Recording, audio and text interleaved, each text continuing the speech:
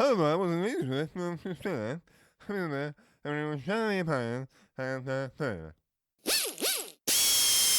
We should start, as we always do, with follow-up.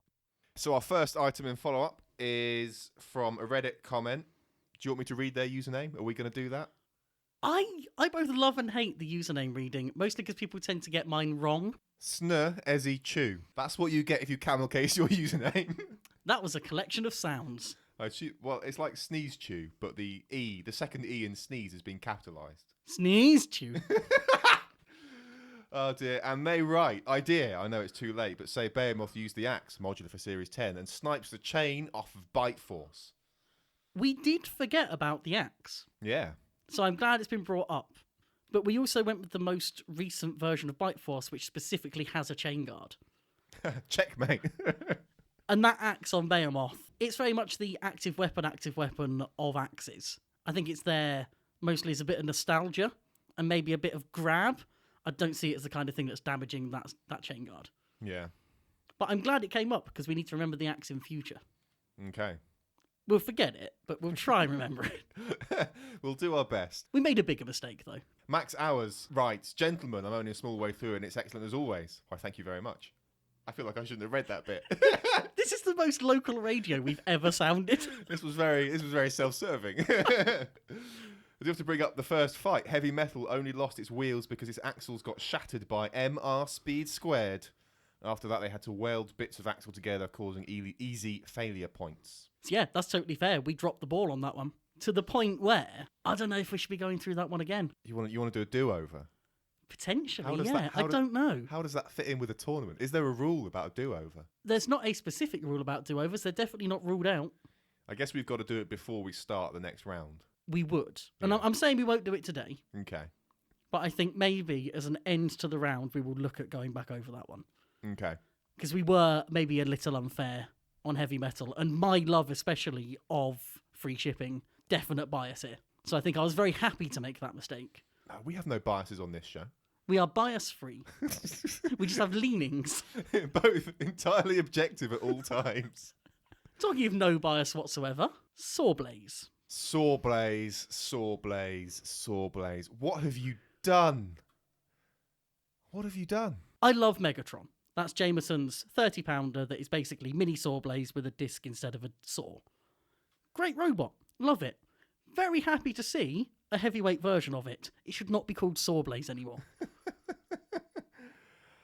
It is at best Blaze. Yeah, I'm just disappointed that, because like we both really like Sawblaze. I think we've both sort of like held it up as like a robot with a saw that actually does something. Yeah, because it is. Because it is. It's a saw that does something, and now it doesn't have a saw. You've replaced it with the meta, which just makes me upset. I try not to get angry at builders for kind of chasing the meta a bit, because they are essentially donating hundreds of hours of their time and thousands of dollars of their money to making a TV show. They have every right to make their robot more competitive. But the name! That's what annoys me. I don't think the name is annoying, but it is the fact that it's not Sawblaze anymore. But like, naming aside, even if this robot was called something completely arbitrary, if they changed something completely arbitrary from using a saw to using a vertical spinner, that would still make me sad. In terms of the spectacle, I would rather see the saw. Yeah. But as I said, I'm not going to get angry at someone turning into a vertical spinner. They're just not going to have as special a place in my heart. Not angry, you're just disappointed.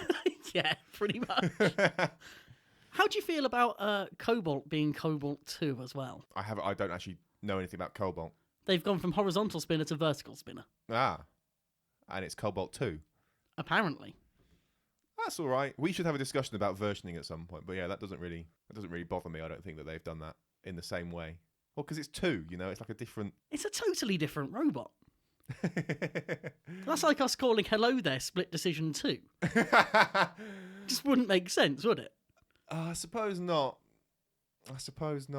Still kind of the same type of weapon in the same way that Cobalt to Cobalt 2 is the same class of weapon. Yeah, I think you've convinced me. Cobalt, what are you doing? Get your act together. I suppose we've kind of led into Bogglebots there, haven't we? I think so. I'm proud to say that that's a lead into Bogglebots, because I really didn't think that would be. But here we are. Here we are. Hello there. has been accepted. It has. Much to my surprise. And I'm being really careful not to say, Hello There will be competing at BulgaBots, because we could still mess this up. Yeah. We could still not pass safety or something. Yeah, Hello There has been accepted. Hello There has been invited to compete. Yeah. It's amazing. It's terrifying. It's going to be a busy month. But I wonder if should we talk a little bit about what we've got at the moment? I'd say so, yeah. That? So we've got a robot that, I mean, I tweeted a video of the current state of Hello There. And there's a bunch of like refinements that have changed since that video, but it's still fundamentally the same kind of. I'd argue that most of the changes we've made have made it slightly worse since that video. Look, we've done a bunch of tweaking to try new stuff out, but but it's still functionally the same. And yeah, so it drives. It's got 4-ish wheel drive. It's got a hammer that kind of works. It's currently blunt. I think we should sharpen it. That's a bold claim. You see, I keep accidentally calling it an axe. And the more I do that, the more we need to sharpen it. Yeah, we should just sharpen it. I mean, it looks like an axe. We can try. We can try sharpening aluminium. Let's see how that goes. See how that holds an edge. If you showed that silhouette to someone and you said, "What is this?" No one's going to say a hammer. And that's where we got them. We should put an edge on it, just for a laugh. Okay, I'm happy to do that on the front. Keep it blunt on the back. Sharp on both sides. Sharp on every face. So yeah, we're kind of in a position where the robot as it is could go and take part in a fight. But there's a lot we can do to make it better. So that's what we're now going to be spending the next month on. We need front ends. We've got all our different front end options. We need to kind of move the drive geometry around. We can hopefully add a bit more power to the hammer. And most importantly, we can self-right a bit. Because as things stand, that's our white whale. Look, the servo has enough power to make it self-right. We think. What's basically happening is we keep underestimating the power of that weapon. I think we're underestimating the amount of tension that ends up being in whatever material we're using to link the servo to the... Things keep stretching is basically the problem. So the servo turns, and then the axe can't lift the weight of the robot because the pulley stretches. That's the problem. We put metal wire on there thinking that would be enough, and that stretched. So that's our big thing. But yeah, we're going to get it all painted up. We're going to get it looking beautiful. And we will, if all the stars align, be competing. Yeah, and we've built it as well. That's the thing that I keep having to remind myself. We've built a robot. A robot that drives and hits. A robot that I can actually drive in a straight line. I mean, that's the part I don't like about it. It's too effective and too boring. Well, at the moment, with its current wheel configuration, with the 2 BaneBots wheels on the front and the 2 homemade wheels on the back, I can't drive it in a straight line anymore. You could probably drive it on carpet. I haven't tried, actually, maybe. The argument that we're not really an argument, the decision that we've now got to make is whether we now stop build updates. And we haven't quite decided this yet. I mean, we can ask the audience. What do you think we should do? Do you want to keep getting updates on Twitter? Or would you rather have a big reveal when BugleBot starts? I know what the answer is. I think we now owe it to BugleBots. They've put their faith in us 2 idiots. They should get the exclusive reveal first. Should they? You know, the moment that the nation is waiting for. The reveal of the final painted Hello There. Oh, dear. We'll see. We'll see. I mean, what you forget is that I have access to the Twitter account, so... I might be able to rescind that access to the Twitter account. Challenge accepted. It's a race onto the email now. I do at least remember the password. That's something unusual for me. So proud. Let's not be telling that. It is. Let's end that conversation there. Right then, what have we got to do? So that's follow up. That's front matter. Yep, we're now back into Retuncti. Retuncti. The now, tournament that never ends. I was going to say, we've got a problem emerging here. Because let's face it, we're not going to get another episode made in the next month. No. Oh, that's then we're going to have... That's another point, actually. While we're building Hello There, we're going to, this is still going to be 1 month between releases, at least. I'm surprised by how much of our time it's taken. I'm not upset at all. But we did honestly think that we could do both. Yeah. And we can't do both. Too busy. So yeah, there's going to continue to be not as much Spinnerproof as we would like, but that's the sacrifice we have to make Hello There. But yeah, the problem that we're going to run into, we're not going to finish Retuncti in time for BattleBots, I don't think, are we? No, so what's going to happen is we're going to go to BoggleBots at the end of May, and then June 7th is the expected release date, the first air date for BattleBots. And BattleBots are saying 2-hour episodes. So we could have a lot of podcasting on our hands, especially if BuggleBots then comes out around the same time. So I think Retunkity may end up being like a 2 fights an episode as an after show thing or something like that, maybe. No. Okay, 1 massive live stream and do it all. I don't. Oh God. Which do you prefer, Sam? Even worse. I don't know what we're gonna do. We could just forget it ever happened. No, we got to finish it. I actually don't know what we should do about that. I don't want to just ram it in the after show. We could do it as front matter, 2 fixtures a week. Well, 2 fixtures an episode. I should not say a week. yeah. This weekly podcast that we make. Ideas. We want ideas. Let's say that. Any ideas on how we can finish this meaningfully? Maybe what we do is let's say that BuggleBots and BattleBots air at the same time. We do 1 fight from BuggleBots, 1 fight from BattleBots, and then 1 fight from Retunkity per episode. Just do a bunch of 20-minute minisodes. Yeah. Oh yeah, and release them. Yeah. Release them daily. Release them daily in the 12 days of something, except it'll be the 12 months. We'll work something out, but we may not cover everything. That's, I suppose, the takeaway from this. Or we'll get really far behind. Don't expect timely news. I would rather not do something than do it like a year late. No, we can do it a year late. This podcast was born out of doing things a year late. Admittedly, yes. But I've got used to being vaguely timely. I'm liking it. Oh, dear. On that note, we should probably crack on with this, though. The more we get through, the better. Yeah, let's get as much of Retunkity done as we can. Have you found the die? No, I have not found the die. You should probably do that. I should. No, just use an online number generator. It'll be fine. But what about the Foley, Sam? I actually have no idea where it is. I'm going to have to move the microphone and try and find it.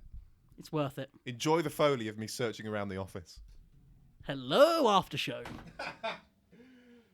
Or, alternatively, main show. Yeah, everything that's in the show is the show. So Sam, as his first port of call, has just checked under the paper in his printer. I wasn't sure if it was under the flappy bit. Is that the die we're looking He has, however, found it, what appeared to be next to a calculator. This is one of those pin readers for banks. Shall we kick things off with the Swarm versus Death Roll versus Gemini? I think you mean the Swarm! Why? I don't know, because it's funny. I've already decided the Swarm wins because it's my favourite ride at Thorpe Park. Okay. B&M wing coasters, can't beat them. If you say so. I've never been to Thorpe Park. You're missing out. I'm sure I am. In fact, there's also a ride called Soar, so we've kind of covered that as well. This is the Thorpe Park episode. This episode brought to you by... Two sorts. Oh dear, hashtag not sponsored. So, we have decisions to make. We'll start with what is probably the easier decision, which is which members of the Swarm are we putting into this fight? That is a very good question. What are the options? So, it's 4 of the following 5. Although it's more complicated than that, and we'll get to that. So you have Rubber Duck, which is the flipper. Mm-hmm. You have Pinzer, which is a sort of grabber/horizontal crusher, not crusher. Okay. You have Blender, which is a bar spinner, like all of the 4 horsemen. Mm-hmm. Then you've got Sky, with the big sort of rubber windmill for countering horizontal spinners. Yeah. And Sky, the plain wedge. I don't know if they actually had 2 versions of Sky or not, or if that's just different configurations of the same one. So I'm going to err on the side of caution and say that you can only have one of them. It can only be one Sky. So it's a question, really, of whether they think Gemini are good enough horizontal spinners to have an anti-horizontal spinner robot out there. I mean, you might as well. Be a laugh. I'd do it. It'd be good to see, because I don't think we really saw it work. If we'd built a robot specifically for countering horizontal spinners, I'd put it in every time we're fighting a horizontal spinner. Or is it just Gemini? Are we not scared of Gemini's discs? I seem to recall that when Gemini weren't hitting themselves, they were reasonably effective. And they were quite effective when they hit themselves. Yeah, just not in the right way.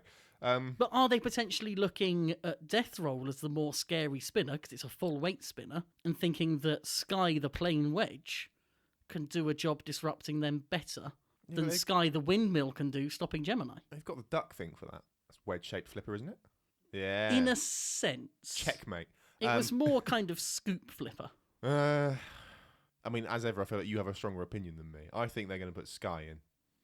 Well, they're both Sky. Yeah, but like... Are you going windmill? I'm going windmill. I'm happy to do that purely for the novelty value. Because I really love the idea of it. Even though it is one of the... In a sense, it's one of the scummiest things you can possibly do to have that very specific thing just for one robot. It's a bit tornado cage, but at the same time, I love it. Yeah, well, all Gemini needs to do is put some kind of hook on the front of their robot and it'll be fine. How would that... Oh, yeah. I'm very slow. I mean, how did it take slow. you that long to get that joke? Honestly, when I think of that, I think of the first version of the fight, not the second one. Well. Because the second one had even more bullshit in it than the other. Decision the second. Easy one, this. Which version of Gemini? Most recent or the one before? Most recent. Most recent, easy. Just thought we'd better run through that today because we don't usually. And now Death Roll. I propose... You're wrong. That Great White's KOB performances could technically be classed as Death Roll performances. You're wrong. And should be taken into account. They're different robots. Are they, though? Well, because Great White had the other robot with it. Yeah. Yeah, well, there we go. Completely different. Different configuration. Yeah, arguably it's a configuration of Death Roll. No. Take off the tail, No, because add a mini-bot. It's got a different name. And as we established earlier, once you give a robot a different name, it's a different robot. Oh, what is our precedent in here? I have put Mobius and Gigabyte in, even though they're both, in a sense, versions of Megabyte. Well, there's the precedent, and it's in my favour. And Pulsar and Magnetar came in separately. So yeah, I suppose we can't class them together. No. It's very annoying. This has been a way more fun discussion if we could. Yeah, they're different robots. Sorry. Maybe we should remind of the rules in these melees. We get rid of one that we think has no chance of winning. Then we do a die roll between the two remaining robots, accounting for the influence of the one that we got rid of. Didn't we see something like Gemini versus the Swarm? Was it Gemini versus the Four Horsemen? We have had Gemini versus the Four Horsemen, yes. And Gemini won that on a judge's decision. A unanimous decision, but still a decision. See, I've got some stats here that tell me that Death Roll has won nothing. Death Roll has won nothing, but Death Roll has had a rough time. So it had a matchup versus Captain Shredderator. That's an easy fight. What are you on about? And then they had a rumble with Scorpios and the wonderful robot Bucktooth Burl, in which it basically got hung up on some debris or its own tail or something. I don't fully remember what. And it was kind of a cheesy way to go out of a rumble. The problem is, I don't think you can just ignore the Swarm, because I think there's too many of them for them all to be immobilised. I think you can almost ignore the Swarm. Okay. The fact they're up against another multibot, I think, gives them slightly more of a chance. But remember, we're talking about the Swarm, which is a couple of years old now, and the only effective part of it was Blender, which they then basically copied into more for the Grubs and the Four Horsemen. Then cloned it. Still better than Creepy Crawlies, though. I suppose I'm still thinking about this in terms of what robot's going to get knocked out, rather than what robot is not going to win. I need to change my thought pattern here. Do I think the Swarm is going to win? So that means either the Swarm has got to be able to score one knockout on its own, or we have to think it's incredibly likely that Death Roll and Gemini will take each other out simultaneously. We are in the Robot Wars arena here, if that changes anything that you're thinking. I don't think any of the competitors are going to care about that. I think they'll care about the pit, and I think they'll care about the House Robots. Death Roll would also care about the arena flipper, because they didn't really seem able to self-right. This is true. How trigger happy is the person in control of the flipper this time, do we think?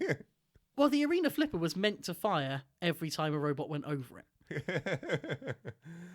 Or when a robot breathed on it. No, that was the pit. I don't really know who to ignore. My gut says the Swarm. Entertaining robot, definitely has an influence on any fight it's in. Yeah. But not really got the match-winning potential. Because Death Roll is still quite I wouldn't say a tank, but it's like a reasonably well-built body, aside from the flimsy tail. Oh, yeah. And Gemini, they hit themselves a lot and didn't destroy themselves. So I feel like they're reasonably tough as well, aren't they? Yeah, they got the decent rear wedge as well. Yeah, let's ignore the Swarm. Okay, the Swarm are gone.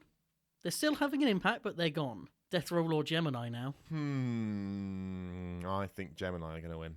Cards on the table. I wouldn't rule them out, but I would still have Death Roll as the favourite for this. Purely because Gemini has proven time and time again that coordinated driving is not in their skill set. I think if you put this in an ideal world where everything's being driven really well, Gemini dominate this by being able to get around to the sides and the rear of death roll. But that's not the reality we live in. Yeah, but they've had practice now, right? Surely they've figured out how to not drive into each other. I mean, I should stop mocking people for driving because it's really hard. Knowing that we're going to be competing on a stage that people can see us competing really makes this harder, doesn't it? We're going to be on roasting robots in more ways than one. One thing I can say for Gemini is that they always turn up to the fight and have an impact. I kind of said that for the Swarm as well, but for Gemini even more so. I can't think of any fight that they've been in where they've done nothing, and they do tend to go the distance quite a lot. So in that respect, this is at the very least a 3-4 against them. You could persuade me it's in their favour. I sort of didn't really factor their interesting driving style into account. Yeah, okay. 3-4 against them, I guess. I want them to win. The problem is I'm still fighting the fact that Death Roll haven't won anything. That's the thing. I mean, what's Gemini's record? 3-2 wins. No, 3 losses, 2 wins. So one of their wins was against the Four Horsemen via judge's decision. I can't remember what the other was. I think it may have been in a melee, which this is. So that's kind of a good thing for them. I think it really could be 3-4 either way. If only we were still doing 6-sided die. Yeah, let's break out the other die. I'm willing to give it to Gemini, you know? I like how we've swapped places on this. I think Gemini just should win, I think. Assuming they drive competently. The thing that potentially sways it is that Death Roll has just got so many targets. Because you've got that big old tail on the end. So I think the thing is, I think it's probably going to go to the judges. And because Death Roll's got the big old tail on the end, you're going to get a lot of like spectacular damage done to it by Gemini. And I think that'll swing it for the judges. And there's also the potential for them to get hung up on that broken tail. Yeah. Yeah, I'm happy 4-3 Gemini. 4-3 Gemini. Let's do that. So it's 1, 2, 3 for Death Roll, 4, 5, 6, 7 for Gemini. 4, 5, 6, 7 for Gemini. Where are you rolling today, Sam? Were you about to just throw it on the floor? Chuck it on the floor. Flip a coin. I'm going to do it on the desk, which is going to come through your microphone in a horrible way. Let's see how that goes. 1. So that is Death Roll going through. Death Roll. They didn't get their tail destroyed. How does this go down then? Is this catastrophic driving from Gemini? Taking themselves out? Or at least taking half of themselves out? I guess so. I guess Gemini don't drive very well. I guess how the swarm how do the swarm impact this as well? Damage has got to be done to Death Roll. Well, they're coming out of this with damage. Unquestionably. I think it's reasonable to say that Gemini are as much of a danger to themselves as anyone else. All it needs is for one of them to take out the other's weapon. And in the eyes of the judges, they're basically down to one robot. Yeah. I don't necessarily see this being a knockout, but I can see this being a judge's decision where the fight has basically ended up being Death Roll only has one of Gemini to worry about, and therefore dominates that head-to-head. I can see the swarm acting as a nuisance to both equally. Yeah, there's not really enough power in any one of those robots individually to win a knockout anywhere, is there? And I guess they're not going to win huge numbers of damage points either. Are you talking the swarm there? The swarm, yeah. Yeah, Rubber Duck maybe has enough power to flip one of Gemini, but I doubt it would do much on a heavyweight. The Grabber is kind of useless, but the Bar Spinner is there to potentially do something. Yeah, well, judges give it to Death Roll then, I suppose. Not one of our most exciting imaginary situations. Well, that's the way it goes, isn't it? That, as they say, is the way the cookie crumbles. I was just going to go for exactly the same. Victory is mine. My plan was more sort of Bruce Almighty, and that's the way the cookie crumbles. And that's the way, I like it. Content ID. But we're not on YouTube. How could we possibly get content ID? Can you imagine if we got an email from YouTube? Universal Music Group has claimed your podcast. Oh dear. Up next we have Kill E Cranky, Gigabyte, and Rapid. Easy enough to say most modern Rapid? Yes. Perfect. I'll go with that. Let's ignore Kill E Cranky. Why is that? Would you possibly have some kind of bias against it, Sam? Look, there's no bias here, but it did drive into the pit. It didn't drive into the pit. It dragged an opponent into the pit. It drove into the pit. That's my story, and I'm sticking to it. Could argue that Razor drove into the pit with it. No. Just pushed it in. Razor is a flawless robot. It can do no wrong. Kill E Cranky drove into the pit. I think you're right to immediately discount Killy Cranky, but I don't agree with your reasons. You don't have to agree with my reasons. I would say It's not the journey that's important, Ryan. It's the destination. I'd be more inclined to talk about its frankly pitiful weapon. What is it? Is it like a piddly little vertical disc thing, isn't it? Is that right? Or am I thinking of something else? It's a vertical disc that seems to be Flush with the almost a robot. saw. Yeah. And flush with the robot. And it's doing the weird spinner thwackbot thing, where it looks like every time it drives forwards, it's just going to end up with the weapon trailing behind it. Yeah. And although Gigabyte didn't have a great season in BattleBots, you can't help thinking that of the two spinners here, Killy Cranky is not the powerful one. Really? The follow-up to it, Cranky, I think would do really well in this fight, but it's not the follow-up. So that was easy. Yep. That makes a nice change, doesn't it? So we're left with Gigabyte and Rapid, and Killy Cranky is going to drive around barely taking a spark off of either of them. Killy Cranky is going to drive into the pit, because there is a pit, because it's in the Robot Wars arena. It is indeed. So, Killy Cranky's in the pit. And Gigabyte and Rapid duke it out. Gigabyte's a hard one to judge. I just don't know if Gigabyte's going to fall apart again or not. I think we have to assume that it's, made with competent components, as it seemed to be in its later fights. Yeah. But even then, the self-writing mask managed to break at one point. They did have a lot of key failures of key components. Yeah. Did Rapid fight many spinners? I can't remember now. They fought Carbide, and that went really well. Because can they take a hit? Yeah, they can take a hit, can't they? A bit. They took a couple from Carbide, and then the batteries got taken out. Mm. They were also in a heat with Apex, so they must have fought Apex. But I don't remember much about that fight, which makes me think it was probably very easy because Apex didn't work. Well, yeah, surely Apex just blew itself up. I think it was after the blowing up. Ah. Rapid currently has a record of 100% out of the arena flips in its 1-to-1 wins. Mm. Every time it's had a 1-to-1 and hasn't basically been set alight or smashed up by Aftershock, it has got an opponent out of the arena. The question is, can it flip Gigabyte? Well, that's a tricky one, because obviously for as long as Gigabyte is spinning, I think the answer is no. But there's also a lot of things in the arena for Gigabyte to hit. Yeah. And get slowed down. Yeah. I still think that full-body spinners are just hard to flip in general. I think they're harder to flip than other types of robot. They are. Because it's hard to get under them, it's hard to stay under them, and even if you do, if they're spinning in the air, they're not flipping. I agree with that, but we're seeing a lot of opportunities for them to be flipped. I want to give it to Rapid, Same. but I don't think it's the right call. Really? At its most basic level, this is horizontal spinner versus wedge, which to me, provided both are competent, immediately swings it in the favour of wedge. I'm just sort of like trying to remember if the front end of Rapid gets jammed up, so the thing that makes me nervous about Rapid is it's very high.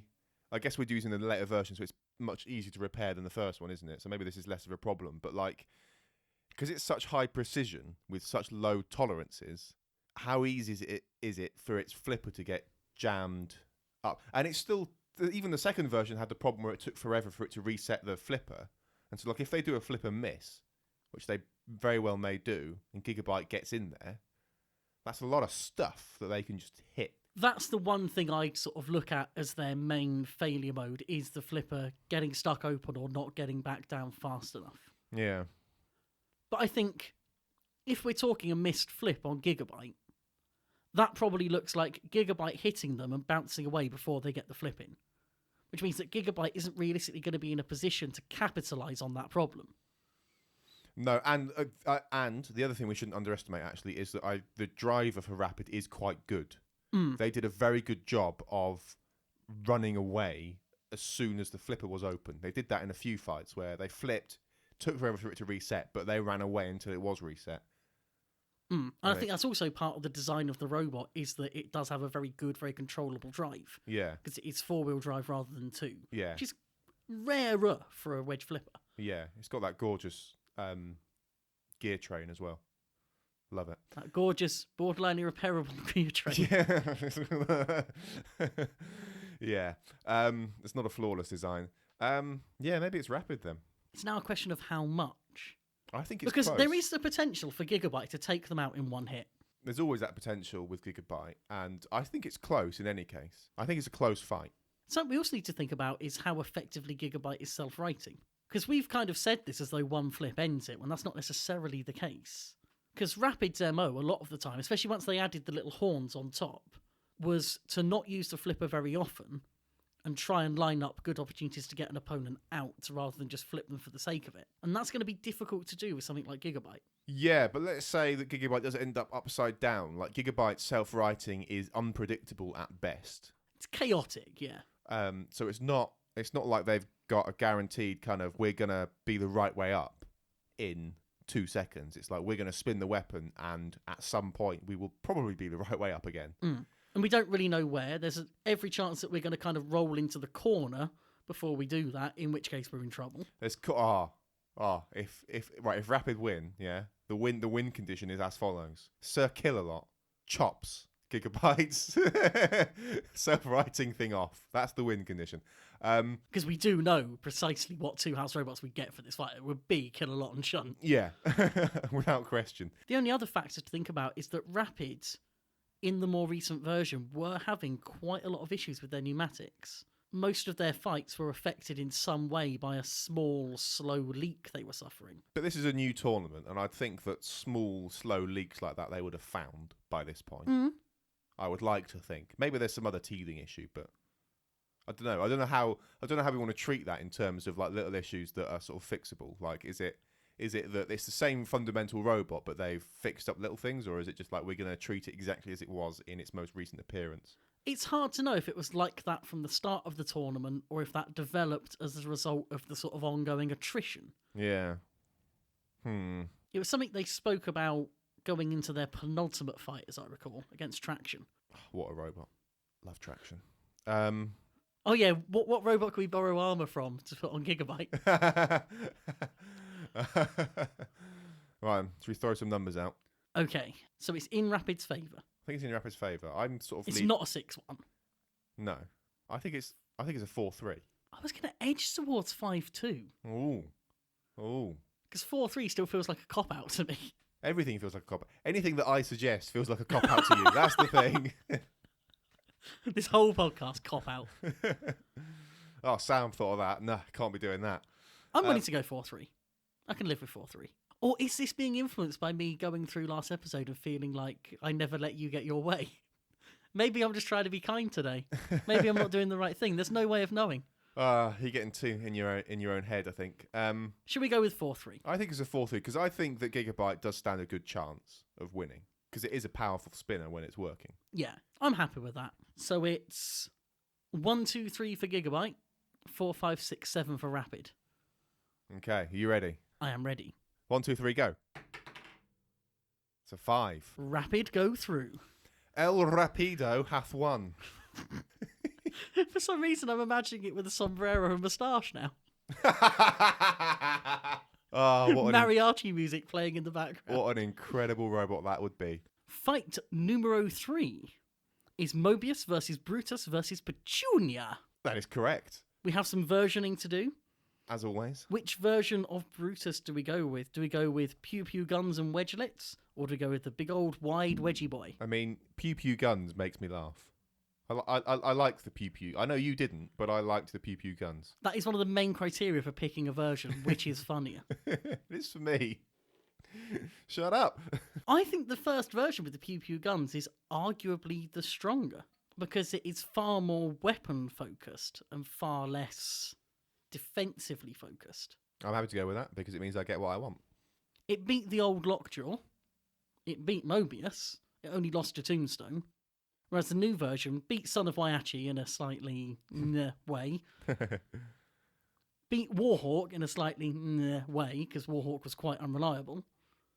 It then lost to Red Devil because it just blew up, and lost to Gigabyte, which admittedly was a bit of a loss. I mean, I think they're pretty... I mean, the thing is, I would say they're quite equal in many ways.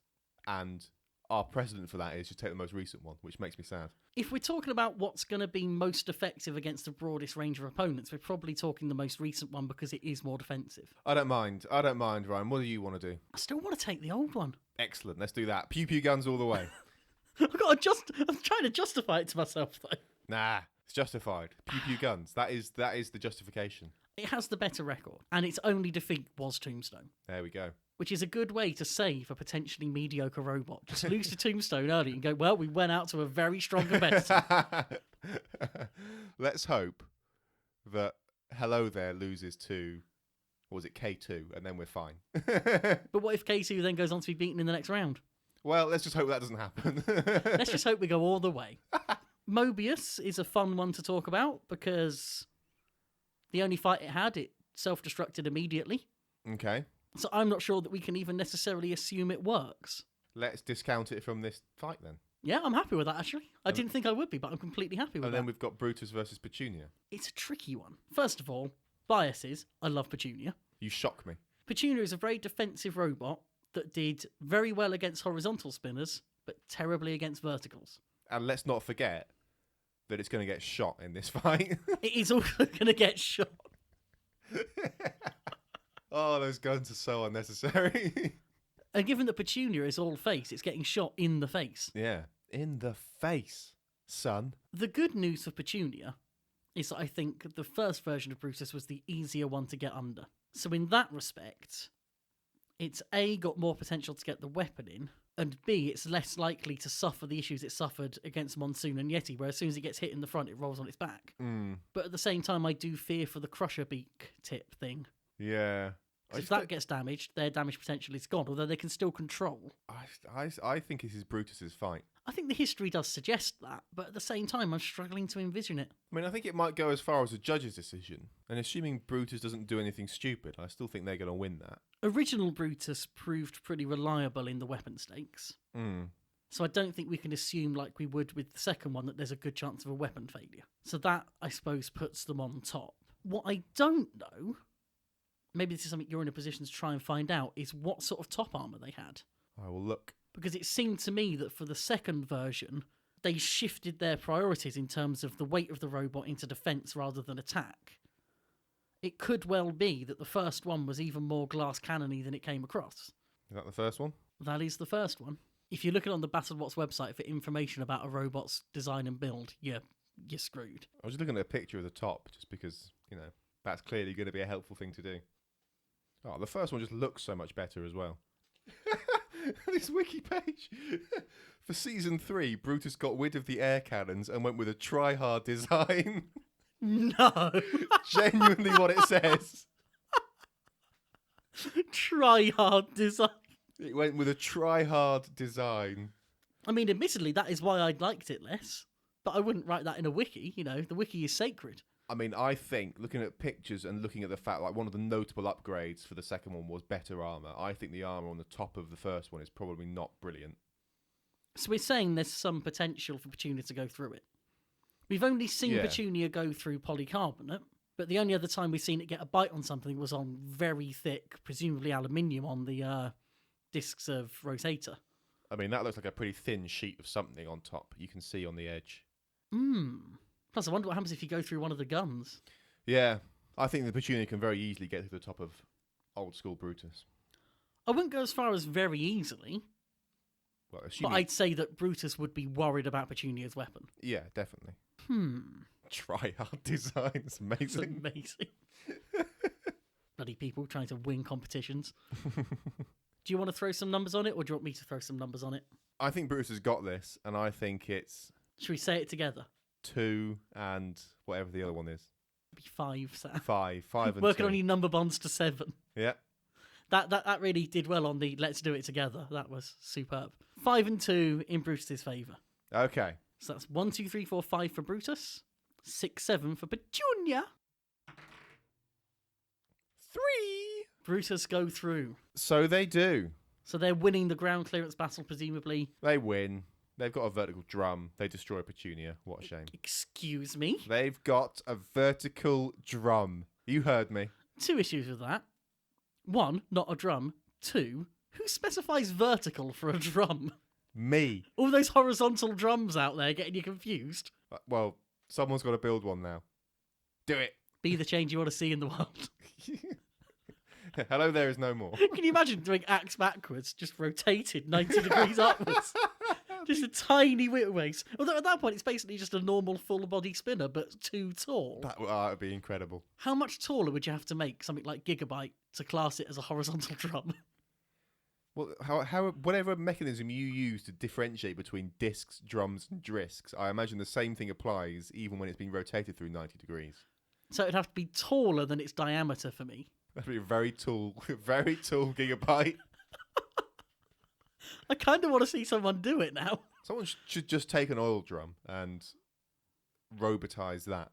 I mean, that basically sounds like an old robot called Red Rum, which was a big drum spinner, where the spinner was like an entire small drum. Yeah, but like and it was red. Yeah, well, do that but sideways with an oil drum. A nice heavy plastic spinner. Actually, no. Why am I thinking of oil drums as plastic? I don't, because you're mad. Oil drums made from what they contain. Right, Sam, let's have a little halftime pep talk here. Okay. I'm worried there hasn't been enough controversy yet. Okay. You got to manufacture some controversy. Okay. What are we doing? Gabriel Storm 2 Tough as Nails next. Okay, right. Controversy coming up. Are you ready? Up next, we have Gabriel, brackets 2, Storm 2, and Tough as Nails. How controversial of you.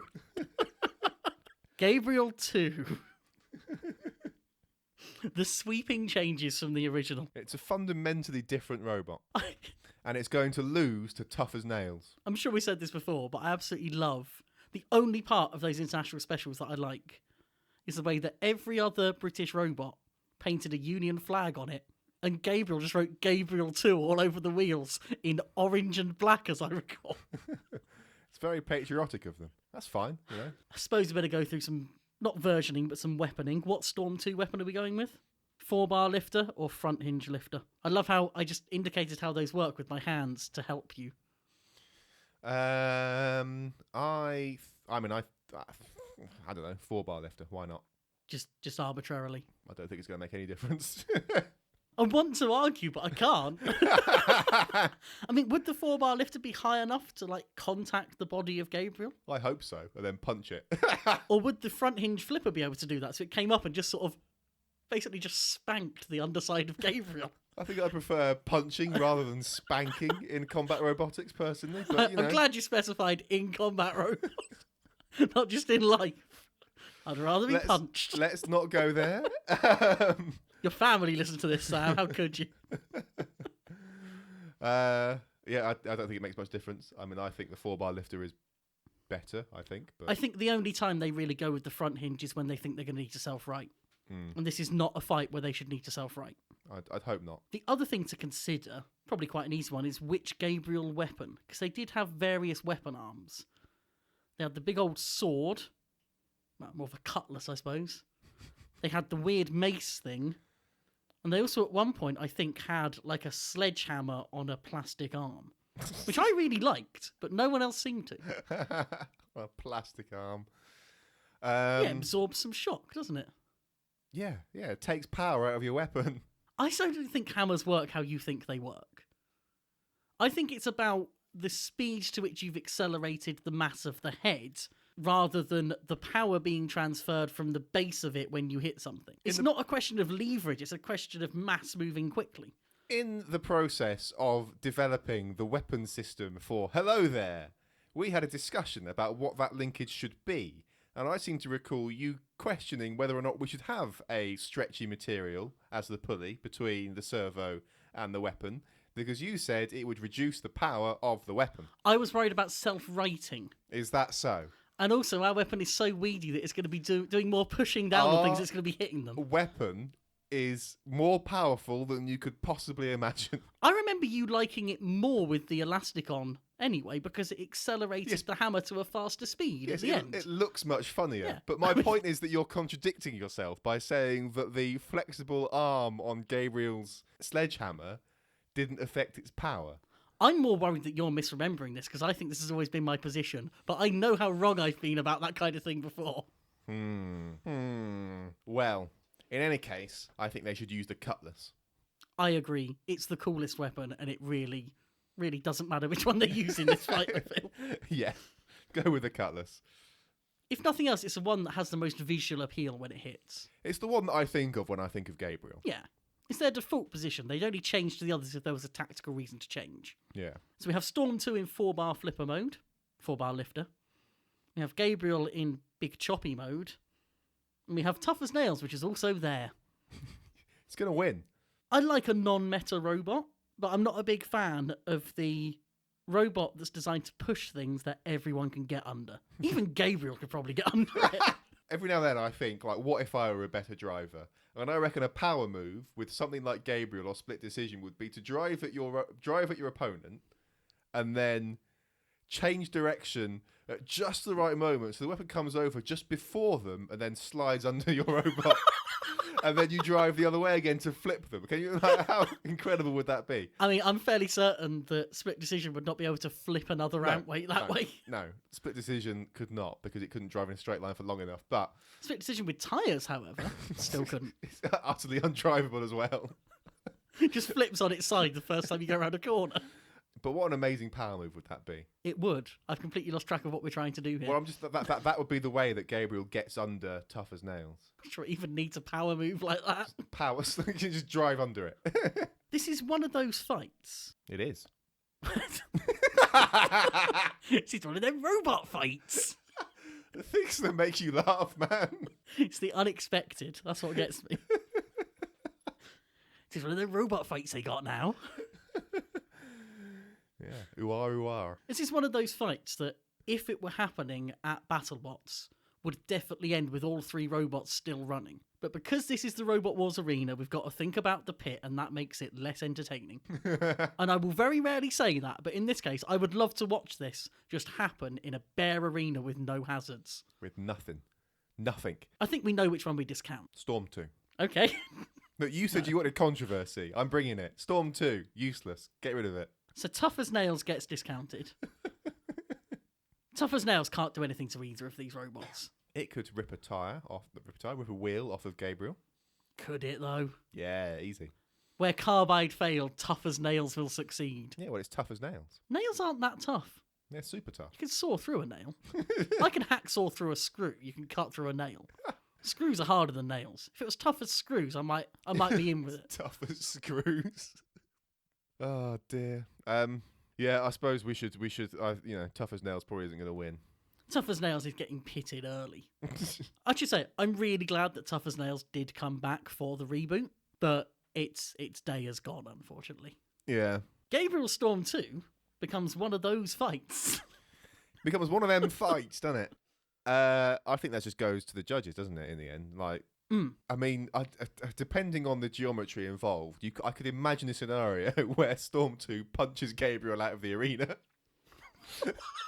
Gets a body shot that's just in the right way to knock it out of the arena, which would be incredible. If they manage to get a good push directly on the side, which Gabriel somehow doesn't just drive out of, when they pushed it against the wall, it would bend the 2 tyres inwards in such a way, or the 2 wheels inwards in such a way, that when they spring back, it would jump in the air.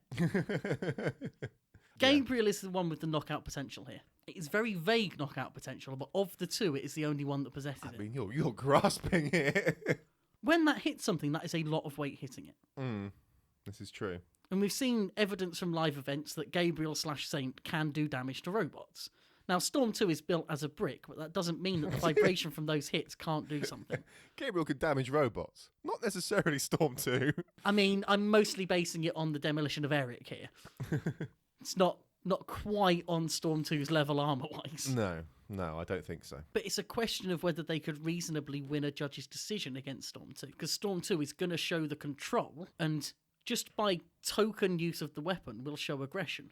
Well, actually, we don't worry about that, because in Robot Wars, just driving at stuff is aggression. Just getting hit is aggression in Robot Wars. Just existing. The cherub rule. The cherub rule. Oh, you're present in the arena. So aggressive. Maybe this goes the way of the Series 7 final, where Storm 2 dominates, and then with 5 seconds left, like, a washer falls out, and that therefore gives the damage points to Gabriel. I mean, I think Storms 2 should win it. I think they should. But Thwackbots? Look, you've got to set that aside, you know? Do I know? Yes. You've got to put that aside and consider the fact... I don't know. Consider the fact that I'm right. I could completely derail this whole podcast by just refusing to let you give this to Storm 2. Okay, let's stop for a second and think about what Tough as Nails' impact could potentially be in this fight. Storm 2 has won more fights than it's lost. Gabriel has lost more fights than it's won. Yeah, but Storm 2 only beat really crappy robots like Eruption. Ah, dear. Who won again? It was like Gabriel versus Carbide won that, didn't they? Yes, although that was controversial. Well, it shouldn't have been controversial, but yeah, it was. Why wasn't that controversial? Gabriel knocked out Big Nipper, admittedly in the cheesiest way possible, and did significant damage to Carbide that almost got them counted out. Are we thinking of the same fight? This is when Carbide just beat on Gabriel for 3 minutes, and then Gabriel survived, and everyone thought, oh, they survived, therefore they should win. That's a generous view of how that fight went for Carbide. Carbide took serious damage to a wheel.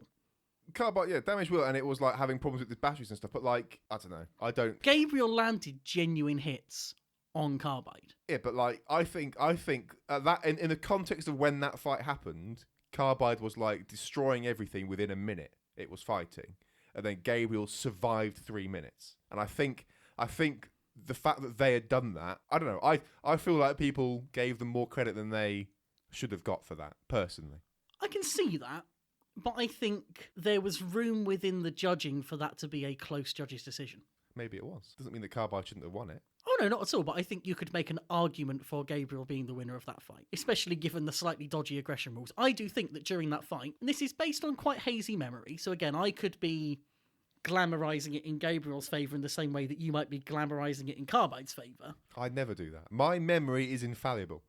I recall Gabriel doing a lot of chasing of Carbide rather than Carbide chasing Gabriel, which, under the way Robot Wars looked at aggression, could be seen as aggression on their part. No, Gabriel was completely stationary, doing nothing. Gabriel was just wailed on for 3 minutes solid. It didn't leave its box. Anyway, it's not necessarily relevant, I guess, to this conversation. It's not, but it's fun. I was just sort of like wondering if this would be a similar thing, where this was Storm 2 wailing on Gabriel for 3 minutes. It could be, but that still probably wouldn't result in any actual damage. I agree, this probably goes to Storm 2. They can easily demonstrate aggression and control, because this isn't going to be a fight that is decided by damage. The only thing I think potentially sways it is the fact that Tough as Nails is going to look to deal with Storm 2 first. What is Tough as Nails going to be able to do to Storm 2? Very little, but it might set Gabriel up for a few early attacks. Yep, it might do. So I think that stops it being a 6-1. Okay. I feel like it should probably be 5-2 Storm 2, but I would also put a bid in for 4-3. That is bias talking, so it's probably 5-2. I'm very happy with 5-2. You're surprised it's not a 6-1, and you're pretending to be okay with that. I'm not surprised, actually. I don't think I would have given it a 6-1. I don't think it's like, I don't think it's Storm 2 domination, but I also think it's unlikely that they're going to lose. Okay, so it's 1-2 for Gabriel, all the rest for Storm 2. 6. Storm 2 with the easy victory then. Yes. How disappointing. No. So hang on, have we got any Thwackbots left now? Let me check this. Don't tell me all the Thwackbots are already out. I mean, there aren't many to start with. Thwackbots are not a competitive design. You take that back. Thwackbots are not a competitive design. There's your title. I think that is the end of the Thwackbots. Because the only two there would have been are Gabriel and Chimera. What a terrible world to have to live in. I'm sorry, but live in it you must. Maybe we should start this again as a double elimination tournament. God, no. Long enough as it is. Well, we're going from one difficult one to another. Yeah, we've got Push to Exit, Overdrive, and Hobgoblin. Difficult potentially for different reasons. Yes. So we should first go through some versioning. Push to Exit and Hobgoblin, are we saying most recent? Yes. And then Overdrive. Two very different versions, to the point where they probably shouldn't be the same name. And yet here we are. 2-wheel drive vertical bar spinner or 4-wheel drive pusher lifter thing? Well, the pusher lifter thing beat Chomp, I think. Unless I've got it the wrong way around. One of them beat Chomp, didn't it? I've got it down as a two-wheel drive bar spinner beating Chomp, but I am not certain. Well, I might have misread the wiki. One moment. That does seem wrong to me, because I remember the first overdrive being the lifter, now I think about it. These are still the notes I made on the train. I haven't really updated them. It's not professional on my part. Overdrive in Series 1 was a four-wheel drive lifter, and it knocked out the first version of Chomp, which is nothing like the modern Chomp. That was a version of Chomp that couldn't self-right, as opposed to the modern version of Chomp, which can't really self-right. Yes. Well, I think Chomp's definition of self-right is put itself on its side. That's the thing. This was the one that could self-right 0% of the time, rather than one that could self-right about 25% of the time. Yeah. I mean, I don't know. What you wanna go with. The spinner version didn't have particularly easy matches. It No. had the Ringmaster, which was a good ring spinner, Mm-hmm. and it had Escape Velocity, which was a flipper. Yeah. But then the other loss was against Witch Doctor for the four-wheel drive version. So again, not easy. It's a question of which we feel better suits the modern meta. Well, I mean, the thing is, the modern meta is a vertical bar. But it's good vertical bar. And is this not a good vertical bar? I mean, it doesn't seem to be. No, it doesn't seem to be. I mean, the thing is, I want to do the four-wheel drive lifter just because it's different. I think that is potentially the more effective in terms of bypassing the spinners it's going to have to get past. I think when you look at the spinner version of Overdrive, it wasn't the best thought out compact spinner. In the big field of similar designs, it is very near the bottom. Yeah, with its electric wheelchair wheels. So I think it's probably got a better place within the meta as one of very few pushy lifters that a lot of robots kind of don't have a plan for, than it is being a design that everyone has got a plan for, and not a very good version of that design. Because the best of that kind of robot, people have a plan for and they get through them anyway. Yeah. Bike Force is an example of that. You can plan for it all you want, you're still probably going to lose. I'm happy to go with the pushy one. I think it looks cooler as well. I like the canted wheels. It was also, I think the wheels were weird hub motors in themselves or some kind of craziness like that.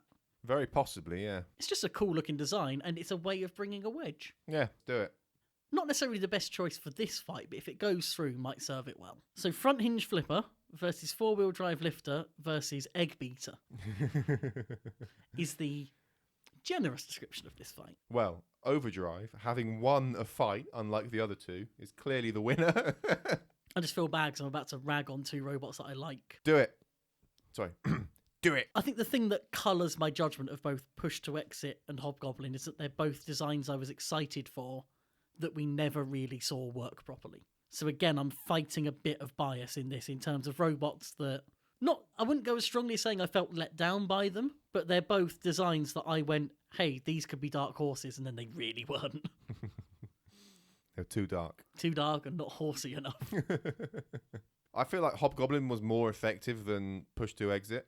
I don't have like a strong positive reaction to Push to Exit, which must mean that I didn't like it at the time. Hobgoblin demonstrated some offensive potential by taking the axe off of Shunt.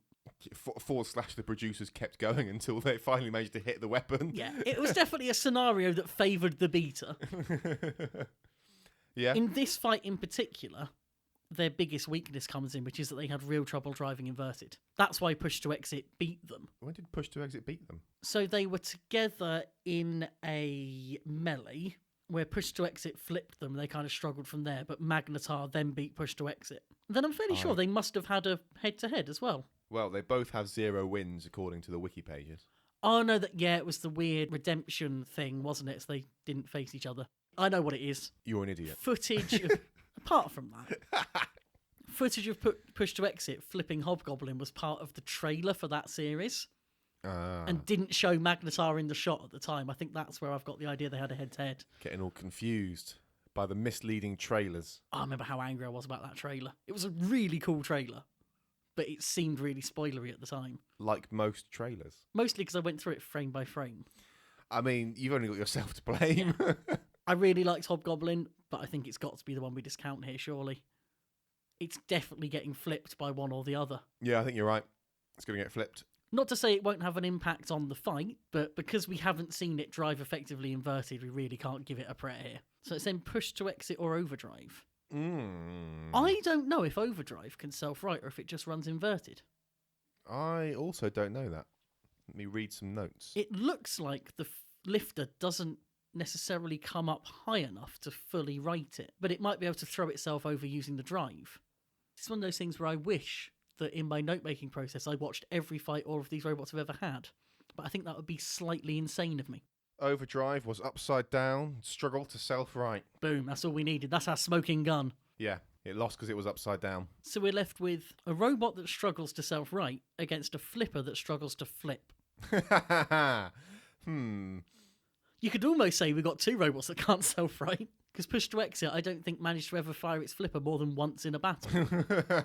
So we assume it uses up its one attempt to flip, trying to flip the robot, and then gets put upside down and is then flipless. This is really I kind of think they should both lose. This is a hard fight for all the wrong reasons. To me, the thing that is currently swaying it is that we can assume better reliability from Overdrive. But we are in the Robot Wars arena, although I think that kind of helps both of them.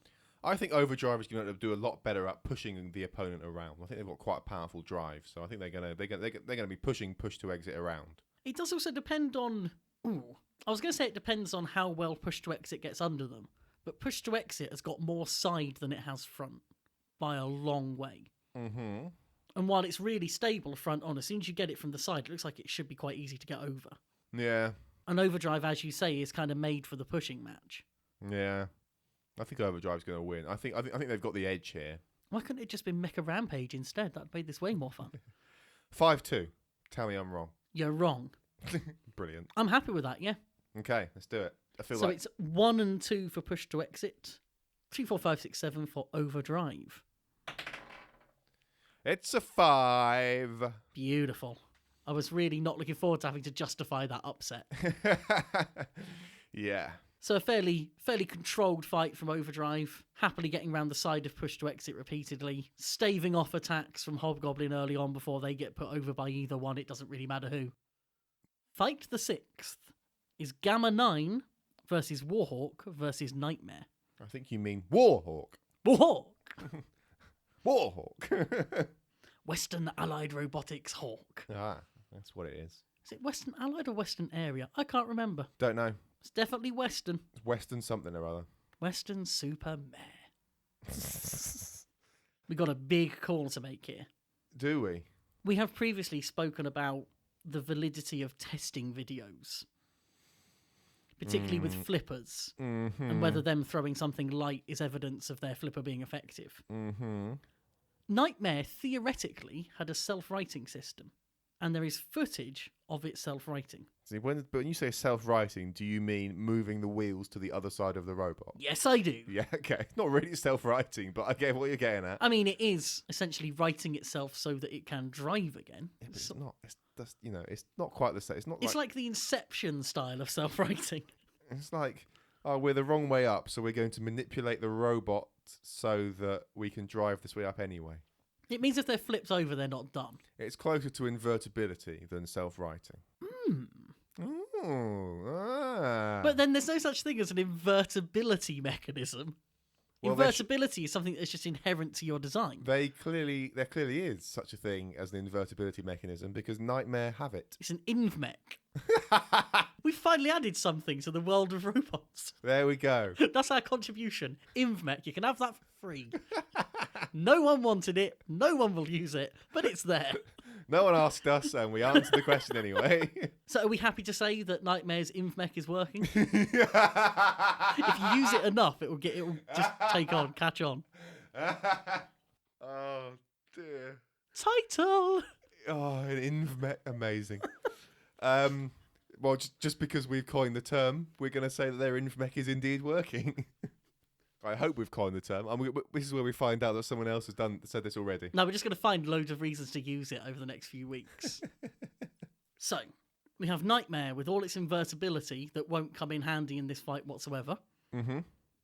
We've got Gamma 9 doing Gamma 9 things, whatever that means. Gamma 9 that won't come into this fight whatsoever. Have we just basically put Gamma 9 out immediately? Yes. I'm really glad the team came back. It's just a shame that what they bought was so hideously uncompetitive. Yes. But they did at least contribute to a good cold open, which really is the greatest thing you can contribute to the world. It's the most important thing. It's a weird fight, this one. Nightmare are going to win. See, here's the issue. If Nightmare are using their InvMech, that presumably means that their sort of wedgy wheel guards can't be used, because they would then foul the wheels once the InvMech has been activated. I can't say this with a straight face. I'm sorry. Yes, it's not much of an InvMech if the wheels don't work the other way up, is it? Yeah, okay, so exposed wheels. Which gives Warhawk Well, you say one that. weak point to go for. We say that. I mean, we can say they have an InvMech, but they might decide we're not going to get flipped in this fight, so we're going to put the protective pods on anyway. Aha! I've saved it. But that means we can't use the phrase again. We can still throw the word InvMech in there every now and then. InvMech. I mean, I'm sure we can complain about other robots that don't have InvMechs that need them. How many other robots could even have one? I don't know. We'll find out. You could have a box on wheels where the wheels aren't quite big enough, and then just move the wheels upwards when it's the other way up, and that's an InvMech. Have a robot with pneumatic tyres that are usually deflated. Once it's upside down, you quickly inflate them. Flawless. This is a fight that could end in a single hit. Yep. But it's difficult because I don't think we've ever seen Nightmare face another vertical spinner. Have we not? That can't be right. They faced, according to my notes, which may or may not be correct, In your flawless notes that have never been wrong.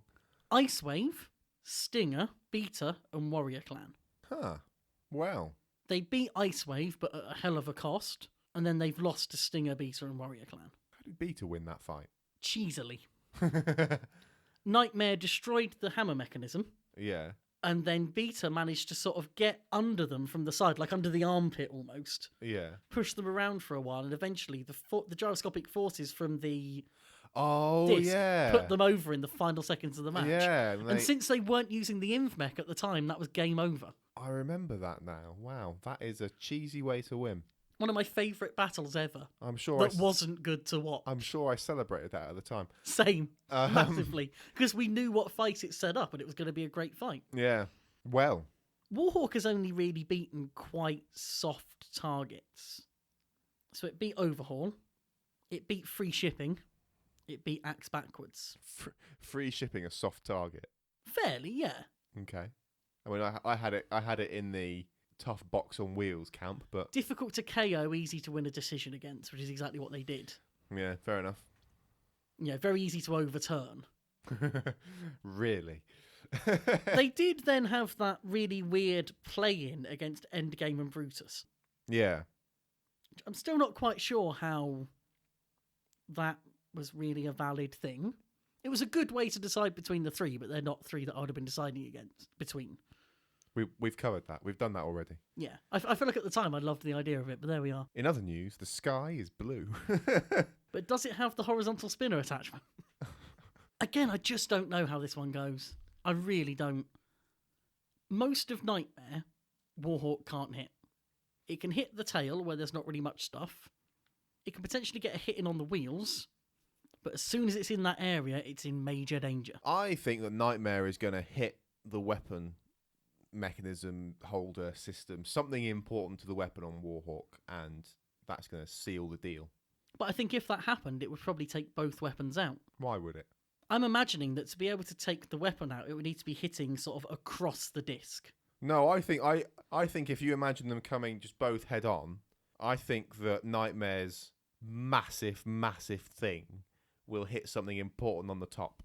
The only thing I can think it could really hit is something like a pulley. Because if they're face to face, and Warhawk is kind of coming in underneath Nightmare, as most robots do, Nightmare can only hit things that are on that face that's towards it, which would be the disc, a weapon support, or the pulley. I mean, Warhawk have their motor exposed. Yeah, but that's behind the weapon. I think Nightmare could hit that. I think it hits the wedge before it hits that motor. I think it'll go through the wedge on the way to hitting the motor. I think there's a lot of energy in Nightmare's weapon. It might not happen on the first hit, but I think over the course of 3 minutes, I really think that Nightmare will hit that motor. I don't think that Nightmare, weapon-wise, is as powerful as we necessarily give it credit for. Especially given that we're going by current rule sets, which means it would be tip speed limited. I know why you think that. Why is that? Because I said it. And here we go again with Ryan disagreeing with me. Well, no, it's not a particularly efficient setup. So when we think of the sort of hard-hitting vertical spinners, actually, trying to think of the efficiency of that disc design versus, say, the bar of bite force, and I suppose, yeah. In any case, I don't think the Warhawk can do anything meaningful to... I don't know. I don't know. I do think it's in Nightmare's favour, but maybe not by a huge amount. Nightmare's just so glass cannony, and that disc is so flimsy. The teeth love to fly off for basically no reason. It gets warped very easily in a sort of big impact. What do you want to do then? I'm okay to go that it's in Nightmare's favour because I don't see many win conditions for Warhawk, but it can't be any more than 4-3. Okay. That's my gut feel. Can you go with that? Yep. We haven't really accounted for the presence of Gamma 9, but I feel like that's I a fairly reasonable thing to do. don't think Gamma 9's going to do anything, is it? This tiny little crusher thingy. The only thing it might create is an opportunity for one of the robots to get a non-face-to-face impact on the other. But I think that in itself is a toss of the coin. Which one would sort of come out of that? Yeah, maybe Warhawk is trying to deal with Gamma 9 and then Nightmare comes in from the back. Or the other way round. It's equally likely. Or the other way around. Yeah, but the other way around doesn't help my argument. So it doesn't matter. Which is why I didn't say it. 4 and 3 then. You happy with that? Yep. So that's 1, 2, 3 for Warhawk, 5, 6, 7, 8 for Nightmare, correct? Yep. You're happy with that? Yep. It's a 3. There we go. Everybody wins. I'm really happy to have Warhawk going through. I think it is a better machine than Nightmare. I just don't think it's the more likely winner of this fight. Yeah, here we are. How does that go down then? Go on, tell us the story. Oh, I don't know. They must. They obviously take out the wheels on Nightmare. Maybe Gamma 9 come in and do the damage. Maybe Gamma 9 crush the wheels on Nightmare. Maybe there's a bit of an alliance. Maybe. Who knows? Not I. But it's our job to know. It's not like we're making this tournament up as we go along or anything. It's not like we can't prove any of this. Up next we have Bad Kitty versus Cherub versus Ultraviolent. Bad Kitty wins because none of the other drivers want to even look at it. Scares its opponents off. They're having nightmares before the game. Before the game? Before the kickabout. Before the tie. I mean, I know who I think is going to win this. I think I do as well. And I don't like that I do. Who do you think is going to win? So, we're in the BattleBots arena. That's going to be important here. Yeah, okay. Bad Kitty is the only robot here with some damage potential. It can damage its opponent's retinas.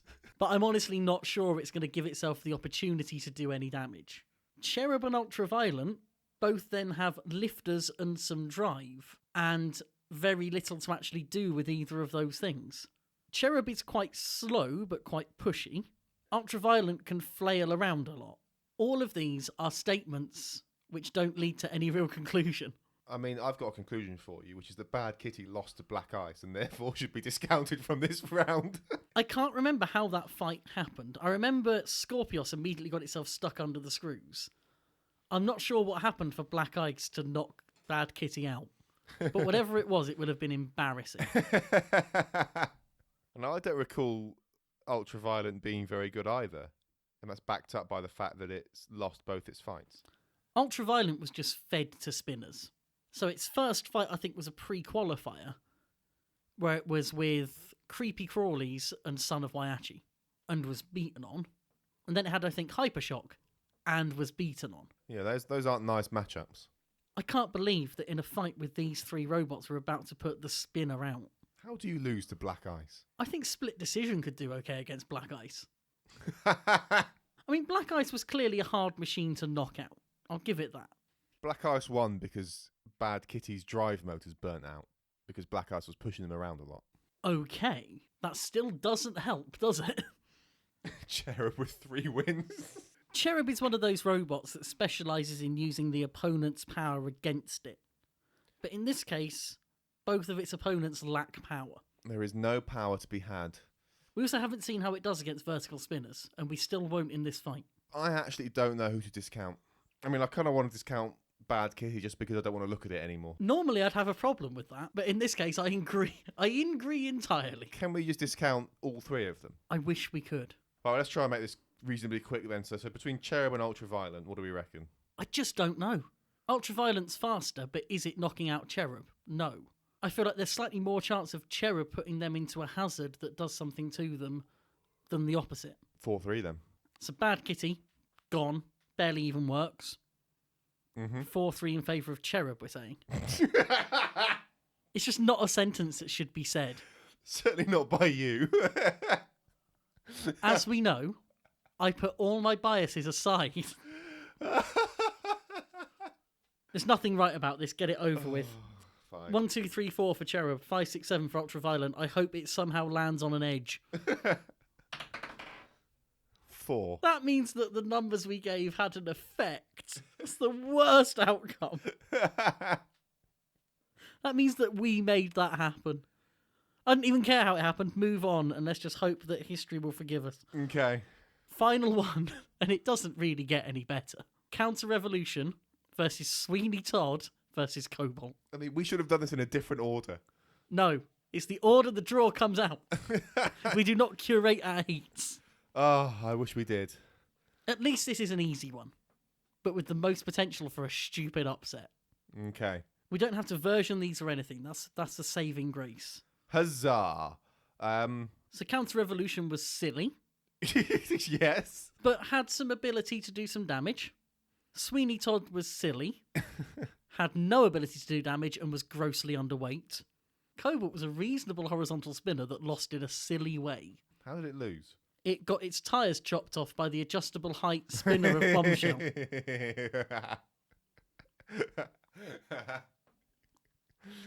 Oh, excellent. I think this is all quite easy. I think we have to discount Sweeney Todd. Yes. It has no defence against either of these robots. Yes. It gets blown to a million pieces. And then we know that barring some weird miracle that is far less likely than 1 in 7, Cobalt is taking Counter Revolution apart. Yes. So it's 1 for Counter Revolution, everything else for Cobalt. And I just feel like I know what's going to happen here. Be a 1. Be a 1 or be nothing. It's a 6. Phew. No upsets here. Cobalt does lots of lovely damage, and this is finally done. Crikey. How many more of these have we got to do? Is that the first round done? No, that's half of the first We've got round. 2 more episodes of the first round. 2 more episodes of this to go. We grossly underestimated how long this would take. On my list of regrets in life, Retunxi is top 10. We're going to stubbornly finish this. And on that disappointment, I guess is the phrase now, isn't it? We must end. Do you want the good news? What's the good news? Next episode opens with Carbide. Phew, what does it end with? Do we have 3 more fights of torture to finish with? It ends on Big Nipper versus Parallax versus Crazy Coupe 88. What? Why do you do this to us, Ryan? It was such a good idea in principle. Why? Why do you end them on such rubbish fights? It's a random draw. The RNG has not been kind to us. Crazy Coupe 88. It had 2 spinners in 2 different planes. It's just... You can find the show notes for this episode at spinnerproof.com/episode/49. And there you can find links to all the stuff we've been talking about today. You can also find a link to our Twitter where you can tweet unto us your top 10 regrets in life. Better ideas for content. Regret the first, subscribing to Spinnerproof. Oh dear. We're no longer a podcast. And that's the end of the show. Bye.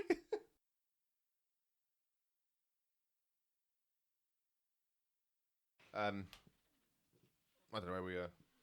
We're on to the next fight now, I suppose. Bad Kitty Cherub Ultraviolent.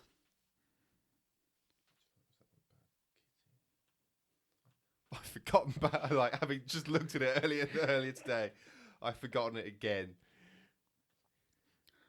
I think Bad Kitty, along with Sweet Revenge, is probably one of the most forgotten BattleBots robots. I'd maybe put Bucktooth Burl in there as well. That's got to be one of the ugliest robots I've ever seen. It's an interesting design. That's horrific. Oh, God. That's genuinely harrowing to look at. Yeah. That's like a decomposing cat. Don't like that at all.